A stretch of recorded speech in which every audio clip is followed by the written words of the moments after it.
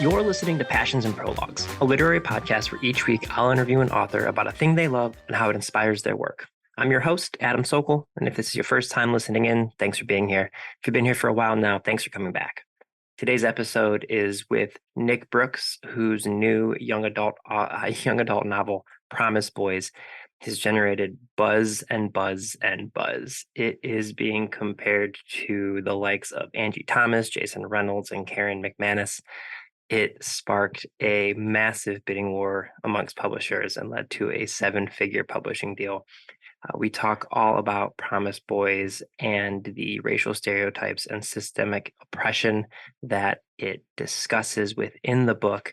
But during this conversation, we also start by talking about Nick's deeply held passion for hip hop.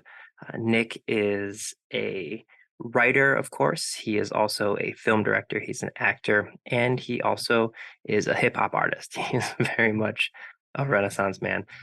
We talk about how when he grew up, he fell in love with hip hop music, specifically through the lyrics and the way that storytelling could be conveyed through those lyrics. And he talks about the different albums he loved growing up and how they affected the way that he writes dialogue and how he lays out scenes because of the type of music that he listens to and all these different things.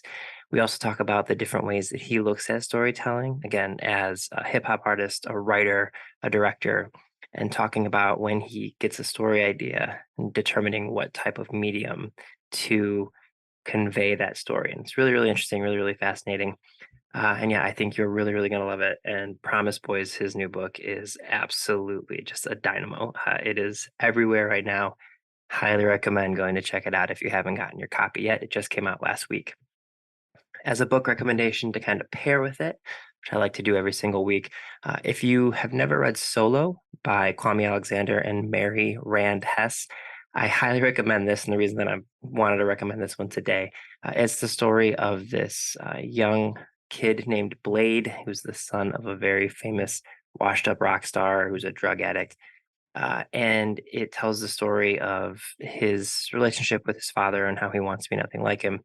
And the girl that he's trying to date, whose parents basically want to keep them apart because they expect this young guy to become just like his drug addicted father. But the reason I want to focus on it is Kwame and Mary wrote this in verse. So it's very lyrical, and I think it really pairs really well with Promise Boy. So Solo is phenomenal, and Kwame Alexander is just an awesome person and an incredible author. So I highly recommend checking that out if you haven't yet as well. If you want to get a hold of me, you can always reach me at passionsandprologues@gmail.com. Every single month, I give out a free bookshop.org gift card to people who send me their passions. I just love reading what you guys are passionate about, and I'll pick one of those at random at the end of the month. And also, if you leave me a rating or review wherever you listen to podcasts, send me a screenshot of that at passionsandprologues@gmail.com. I'll give you some customized book recommendations. You can also find me on Instagram and TikTok at Passions and Prologues, where I do book reviews and just, literary conversations all the time. Also, I do want to give a quick heads up. Got a very special bonus episode coming this week for you guys on the weekend. So if you're looking for some things to add to your TBR list, definitely check out that episode. So it'll be right where all of the other episodes show up in your podcast app. Okay, that is all the housekeeping. I am so excited to say I hope you enjoy this discussion with Nick Brooks, author of Promise Boys, on Passions and Prologues.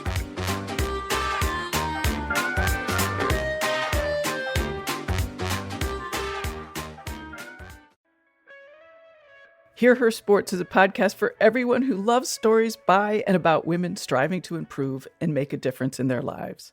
I am your host, Elizabeth Emery, a former professional cyclist. In every episode, I introduce a female athlete or woman in the business of sport through a thoughtful conversation about who they are and the terrific work they're doing. My guests and I explore the glorious and frustrating issues in sports, history, equity, training, nutrition, and so much more. Join us for inspiration, for community, and for love of being a strong, athletic woman.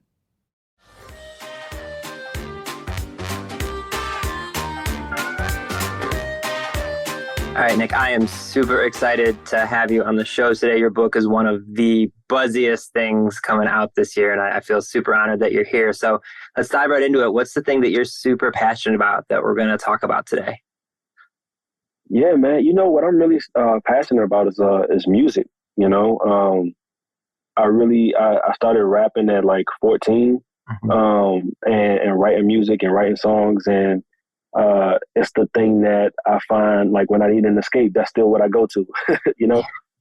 Yeah, absolutely. So when, obviously everybody has the people in their lives or the places in their lives when they're younger that like gave them those first records, those first albums that sort of influenced the music that they would end up loving their whole career. But what are some of like your first memories of being introduced to the world of music, and what were the things that stuck with you? Yeah. I mean, I've always listened to music. My family listened to music. And for a while, it was just kind of a thing. I think early music, the most I remember listening to was gospel, and that was from my mom. She would play gospel. I grew up, had a single mom for a while until she remarried. But she she would play gospel all the time. And that was like, I clearly saw how that gave her the strength in the morning. Like she, you know what I mean? She would be singing along, and she was a singer. She was in a church choir, and I was in the church, and for a time I was in the church choir. So I really grew up around music and gospel. From there, I played the alto saxophone. My grandmother played the piano. She was self-taught. She taught me. But it was really where things really changed for me was the introduction to hip hop. Mm-hmm. And that really came from my dad. When I got a little older, I would, started seeing my dad a little more. And the earliest things I remember, the earliest thing was probably like Wu-Tang. It was like one of the earliest. And then that, then it was, Nas, and then it was, DM, it was Rakim for a time, even before Nas.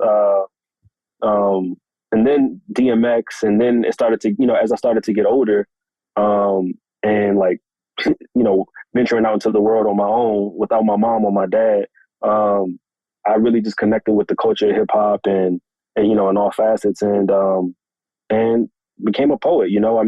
Ultimately what I'm really, really passionate about is like writing and storytelling.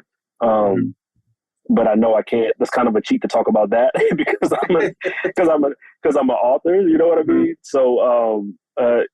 But music I think was probably the other thing that's just kind of an offshoot, but still so connected to the stories I tell today.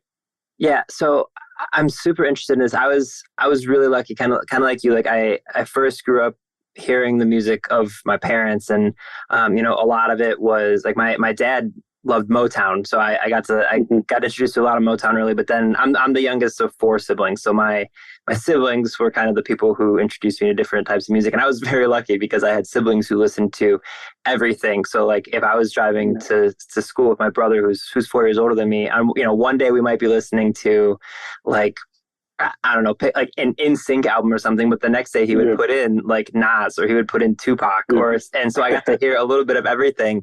And like you said about like the poetry, actually, I remember like one of the first books my mom ever bought me was Tupac's The Rose That Grew from Concrete, like his book of poetry. And I remembered it just like sticking with me. And then for me, I grew to love hip hop music specifically through the lyrics and like the storytelling. And so for you, like, were you finding that these different artists that you were like, that you kind of connected with, was it through the lyrics or was it through like the beats? What was it that kind of stuck with you as specific artists? Definitely the lyrics, man. And, it's funny, like you said, your mom got you that book. I was at a camp one year, really young, and the camp counselor saw me, like, I would just be like, I would be writing down lyrics to songs. Like I would just be finding loose paper and writing them down. And I was really young, and he saw that. And so he would print out, he would go online and print out the lyrics for all these songs. But Tupac was one of those ones that he printed out a lot.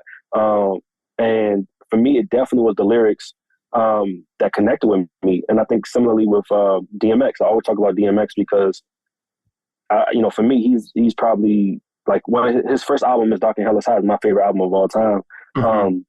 But the poetry and the way they describe in such detail with such emotion their environments. You know what I'm saying? And I'm looking out the window and it's my reflection, and it's hard not to connect with that, you know?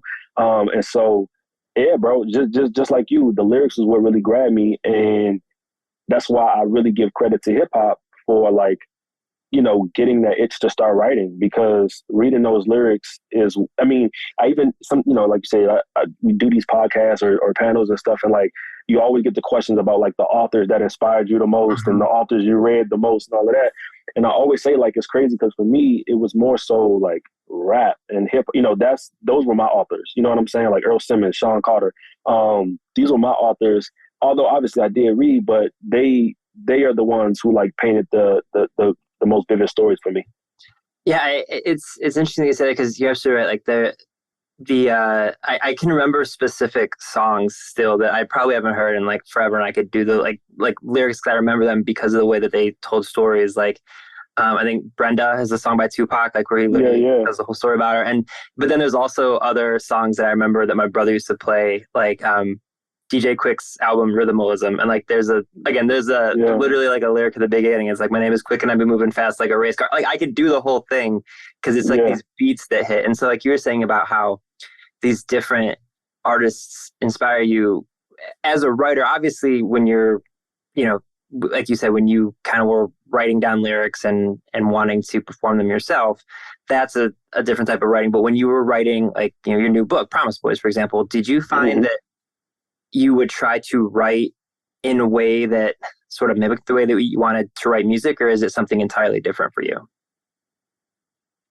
It's definitely different, but there's some crossover there, because I think there's just kind of a musicality to like the way I write dialogue, just like inherently. And I think a lot of that comes from, I know it comes from my connection to music, and specifically like lyrics and how they're said, how they're written, you know, just the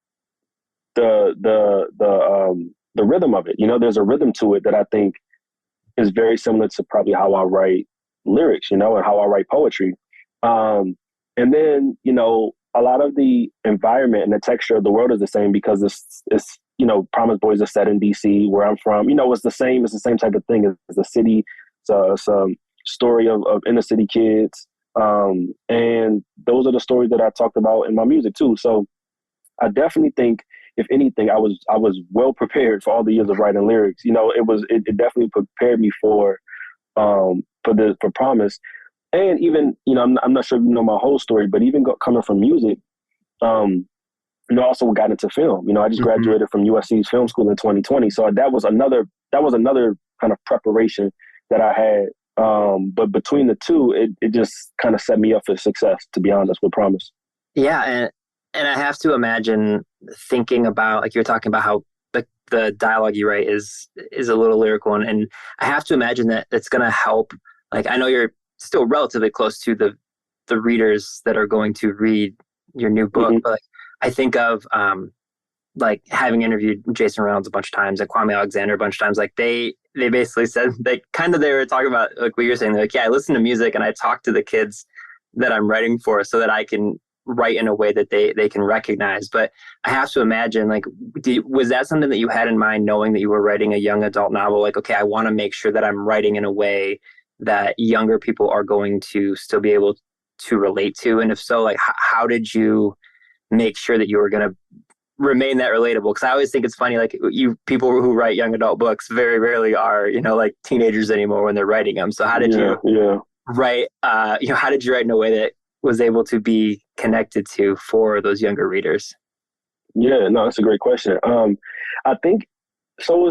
It's a few parts, like you said. One, still being connected with the kids, talking to kids, being in schools. Two, it helps a lot when you.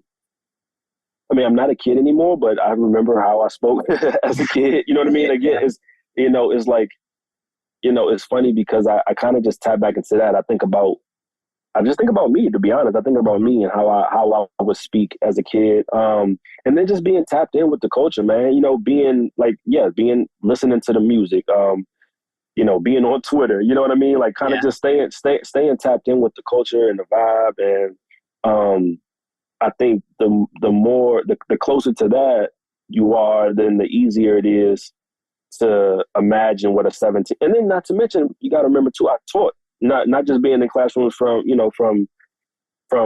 giving presentations on books, but I taught these kids too, for a good amount of time. I just transitioned out of education in 2017, which actually seems very far now, but I swear with pandemic, it just like the time kind of just condensed. So forever, yeah. Yeah, in my head, 2017 wasn't that long ago, but I got to remember it was 6 years ago. But I taught kids. I coached Little League football. Like, I work with like the exact population, at-risk young Black men. I work with them specifically teaching character development, when I was in college at Howard University. So it's just kind of one of those things that's a part of me a little bit. And so it wasn't necessarily like top of mind. It was more of a kind of just subconscious, getting into the zone, really like getting into the writing zone and just embracing the voice. Yeah, along those lines, I happened to, at the time we were recording this, yesterday, I interviewed a screenwriter who transitioned into writing a novel. Like, it just happened to be, I'm interviewing you both this week, but I'm curious for you, while you were in film school and then, wanting to tell stories that are going to be, visual, obviously in nature, if it's, whether it's short films or long, full-length films, how does it feel differently for you as a storyteller? Because you said, like, at your core, whether it's, recording hip hop or writing poetry or creating, movies or films or writing your books now, it's all storytelling. But like, how does it feel different for you to look at a story that you want to put on the screen as opposed to writing it down and turning it into a novel? Yeah, that's another great question. For me, and I'm this, like you said, this is my first YA novel. I had one middle grade come out in October, so I don't consider myself like, an expert necessarily, but for me, the way that I see it is, for screen, the worlds, the tone, and like really those two things really, really scream on the page. And it's something specific that I need you to see to be able to understand like the journey of this particular character. For the novels, for me at least, they're much smaller, character driven kind of like stories. Like, if I have an idea where the character where the character is like so rich, like my idea for my next YA mystery, like the character came to me and it's just it's just so much to explore with that person.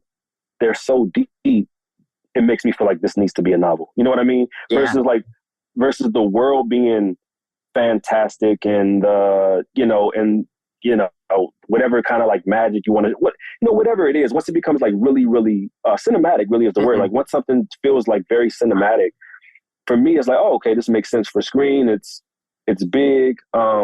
But then with the novel, you kind of zero in. That's how I think about it. So, I could take any idea, like the story of Men in Black, the novel that I would pull out of that is, I don't know if you remember Men in Black. Oh yeah, absolutely. Yeah. Well, I think we're similar ages. Okay, cool. But when that spaceship lands in that backyard and that woman and the husband comes out and that woman comes to the door and he yells at her to go back inside. What does the novel look like that she writes about living with him? That? You know what I mean? Like, I just think like her character and mom is just so deep in that movie, because it's like she's this woman who has this husband that whatever his deal is, she's trying to hold it. She's trying to hold it together. Again, like I said, that's where my imagination goes. It just kind of goes out there.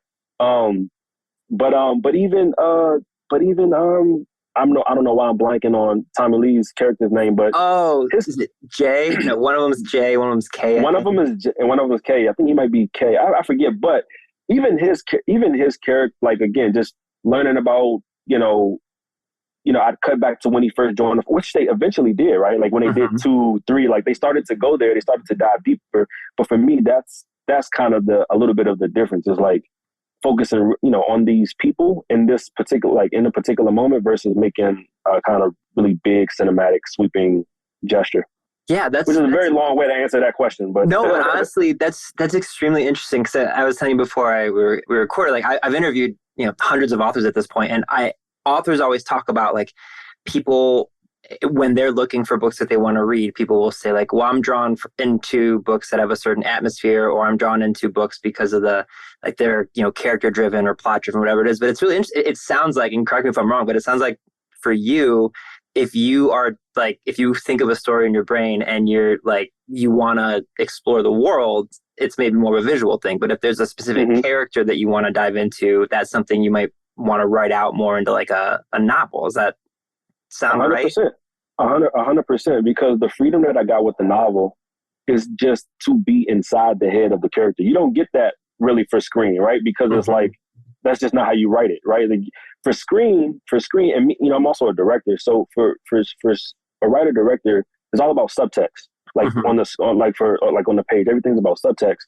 Whereas in the novel, I can literally just jump. The character can go inside his own thoughts and just think out loud. Like for me, that's to be honest, is I hate to say it like this, but for screen, like that's like a cheat almost. You know what I mean? Yeah. It's like a cheat almost. So like to be able to do that in the novel is great because I have lots of thoughts, and so I would love to be able to just step into the shoes of a character and just think and just let them talk to themselves. Like that's really fun for me, So I like that about book writing.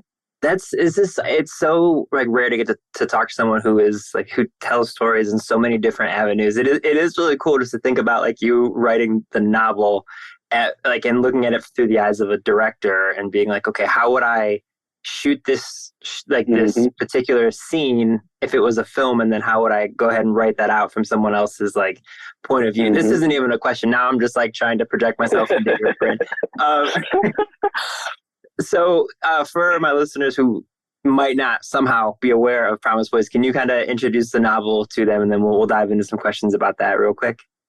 Absolutely, yeah. So Promise Boys is a YA murder mystery set in Washington, D.C., my hometown. And it centers on Urban Promise Prep, an all-boys charter school that's ran by authoritarian, Principal Moore, who believes that he has to pretty much, for lack of a better word, beat the discipline into these black and brown kids. And so Principal Moore, tragically turns up dead, and 3 boys emerge as suspects in the crime, all of them with the motive and potentially access. And so they'll have to kind of put their differences aside or their mistrust for each other aside to work together to figure out who actually did this, to clear their names. And that's Promise Boys. Yeah, and I have to say, your publishing team is doing some incredible work. Like, I just love, like, there's such a mic drop moment when, like, in the description of the book, it says for fans of Jason Reynolds, Angie Thomas, and Karen McManus. Like, it's just it's such a trio, and like, it's just so fantastic. And I want to ask you not about that, because like no one wants to be asked like, how's it feel to be compared to Angie Thomas? Like, no, I'm not gonna ask you. That's a rough question. But what made you want to write like a murder mystery type story? Like, what made you want to go that avenue? Because obviously I can understand why you would put the story in like your hometown, everything like that makes a ton of sense. But what made you want to go down this kind of like murder mystery type route? Yeah, well, actually that's what I write primarily on the TV film side is mystery, it's murder mystery. And so it all came about because I had a different murder mystery script somebody read. You might even be familiar with Kate Creative.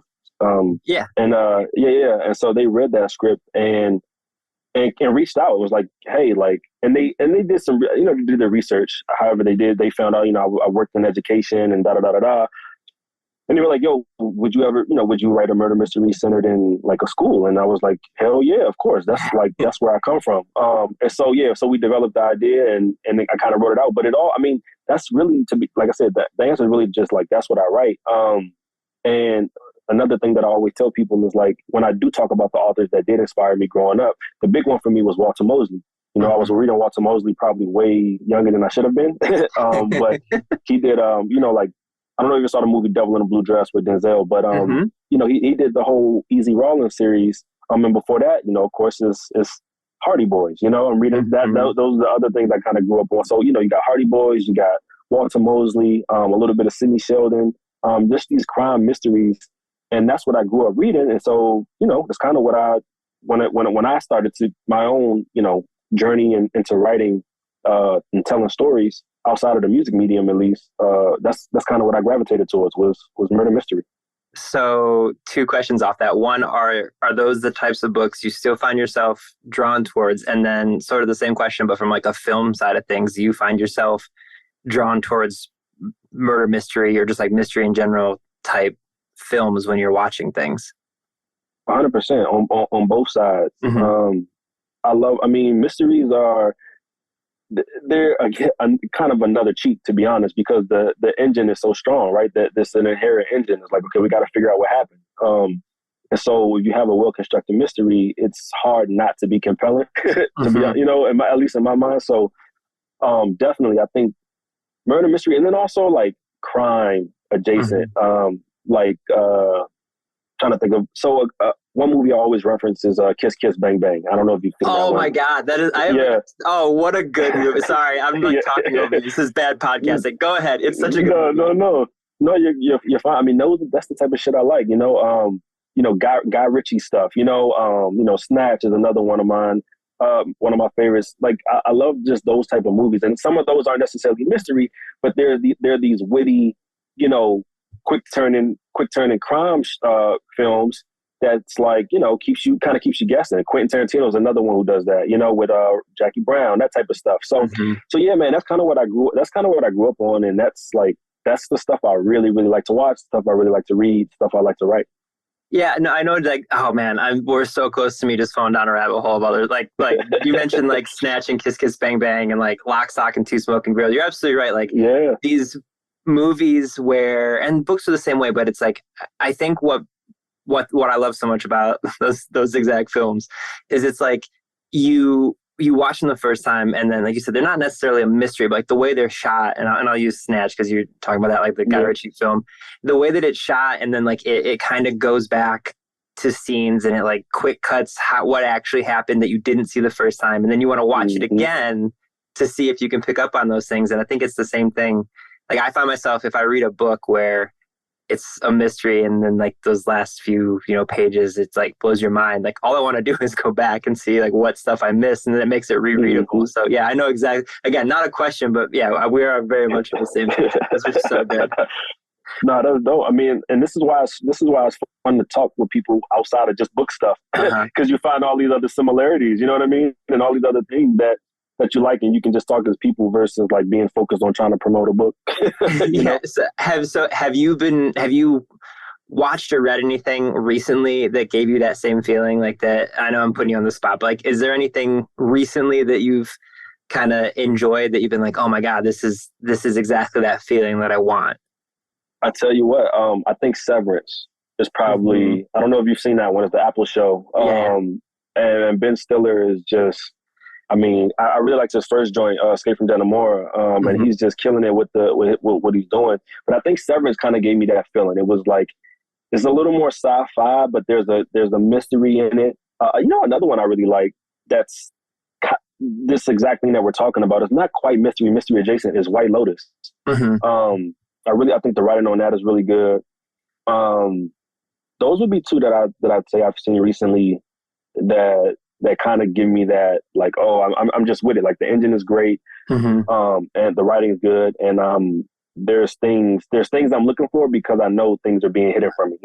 Yeah, Severance is one of those shows. I know it's only been 1 season, but like the last episode of Severance was, and I won't give anything away for anyone who hasn't watched Severance yet, but like, it's so good that, like, when I went back and found out, like you said, that it's Ben Stiller, it was one of those moments where like I almost got irritated that he was also that good at like directing and producing too. You know what I mean? I'm sure you probably feel that way, like having. But yeah, it was like one of those things where I was like, how dare this man be so like good looking and talented and charming and funny and as a great actor, and then also be able to pull together a show like that. Just infuriating. Yeah, man. He's good at it. He's good at it, bro. Like I said, off his first one, he did one called Escape with Benicio del Toro, and who else was in that one? I forget, but it was also just really good. And I'm like, hey, I don't like you said it just how I would say it. I'm just like, man, I guess he's the man. Yeah, it's just frustrating. It's just like, man, you shouldn't be able to save some room for somebody else. But Yeah, exactly. well, Nick, I know you're super busy, and I know I kind of just asked you for some recommendations, but I always end each conversation by having the authors on the show give a recommendation. It could be a book, it could be a music album. I've had people recommend protein powder and just like going for a walk. It could anything that you want to recommend that people should either know about or do more in their lives. The floor is yours. I'll shut up. Yeah. No, okay. Man, anything I would recommend? Well, I would recommend Severance if you haven't seen it. Mm-hmm. I would what else? I'm trying to think. I don't wanna blow this opportunity. What I should recommend? I mean, obviously, hate to just go to the self-promotion bag, but Promise Boys is coming out, this Tuesday. Also actually we'll have a new album that I'm releasing next Friday. And that's under Ben Kenobi. That's not Nick Brooks. But and what else? And just like, I just want it to be a great year for everybody. It's the top of the year, and hopefully we have a peaceful, healing year. I'm just excited for peace and happiness this year. So anybody listening, just be thinking about how you can lean into that this year. That's absolutely perfect. Well, Nick, the book is one of the most anticipated things I'm going to read all year, and I'll make sure people will know. All the links are in the show notes for the album and the book and everything. And Nick is literally getting ready to go out on book tour. So I appreciate you taking the time. Thank you so much for joining me today. Thank you, Adam.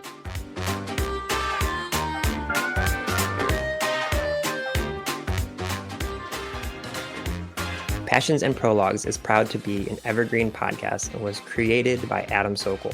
It was produced by Adam Sokol and Sean Rule Hoffman. And if you are interested in this podcast and any other evergreen podcast, you can go to evergreenpodcast.com to discover all the different stories we have to tell.